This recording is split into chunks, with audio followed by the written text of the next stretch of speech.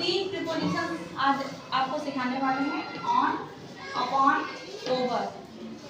On माने पर, upon over के ऊपर। तो देखिए ऑन का प्रयोग कहाँ होता है? जहां दो वस्तुएं आपस में टच हो रही हो, जहां दो वस्तुएं आपस में टच हो रही हो वहां पर हम ऑन लगाते हैं। इसके अलावा ऑन का प्रयोग हम डे के लिए और डेट के लिए भी करते हैं। जैसे हम एक एग्जांपल ले रहे हैं, the book is on the table. अब यहाँ जो बुक है वो आपकी टेबल को क्या कर रही है? टच कर रही है। टच कर रही है ना? तो यहाँ पर क्या लगा है? On. The duster is on the table. Duster table को टच कर रहा है। तो जहां पर दो वस्तुएं आपस में एक दूसरे को टच करती हैं वहां पर हम ऑन का प्रयोग करते हैं।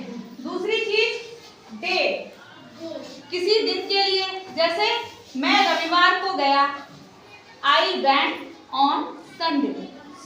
दिन के साथ में हम हमेशा क्या लगाते हैं? ऑन। मैं मंडे को गया तो आई वेंट ऑन मंडे।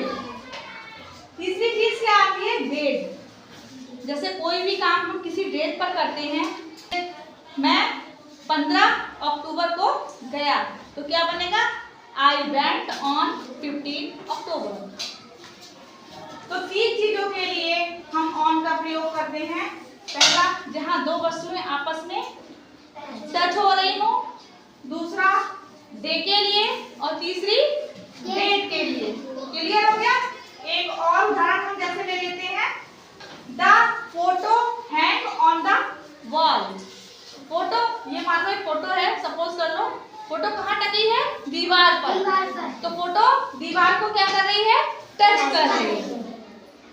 तो इसीलिए हम यहाँ पर ऑन का प्रयोग करते हैं। अब आया दूसरा शब्द हमारा अपॉन। तो दो वस्तुएं जो एक दूसरे के ऊपर हो पर आपस में टच ना कर रही हो वहां पर हम क्या लगाते हैं? अपॉन।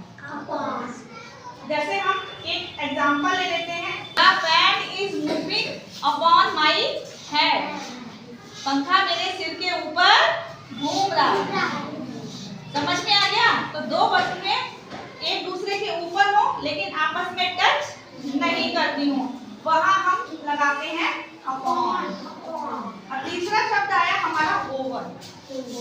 कोई वस्तु किसी के ऊपर हो और क्या कर रही हो? गति कर रही हो और आपस में टच ना कर रही हो वहां हम ओवर का प्रयोग करते हैं। जैसे bees are बुजिंग over my head. बीज मानी मक्खियां, बुजिंग भिनभिना रही हैं। कहाँ? मेरे सिर के ऊपर। तो मक्खियां मेरे सिर के ऊपर भिनभिना रही है ना, टच तो नहीं कर रही हैं। और मक्खियां उड़ रही हैं यानी कि गति कर रही हैं।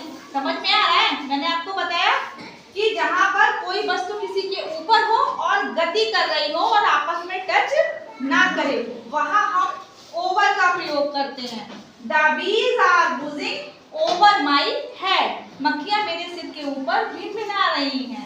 तो मक्खियां गति कर रही हैं, भिनभिना रही हैं लेकिन टच नहीं कर रही हैं, इसलिए हमने यहाँ पर ओवर का प्रयोग किया है। दूसरा है, a helicopter was flying over my house। Helicopter कहाँ उड़ रहा है? मेरे घर के ऊपर, लेकिन टच तो नहीं कर रहा है और गति भी कर रहा है क्योंकि उड़ रहा है यानी कि जा रहा है। तो जहां पर कोई वस्तु किसी के ऊपर हो और गति कर रही होती है वहां हम ओवर का प्रयोग करते हैं। तो आपको समझ में आया ऑन, अपॉन, ओवर। ठीक है? तो आज के लिए इतना है और अच्छे से आपको अब समझ में आ गया होगा। इसको कॉपी में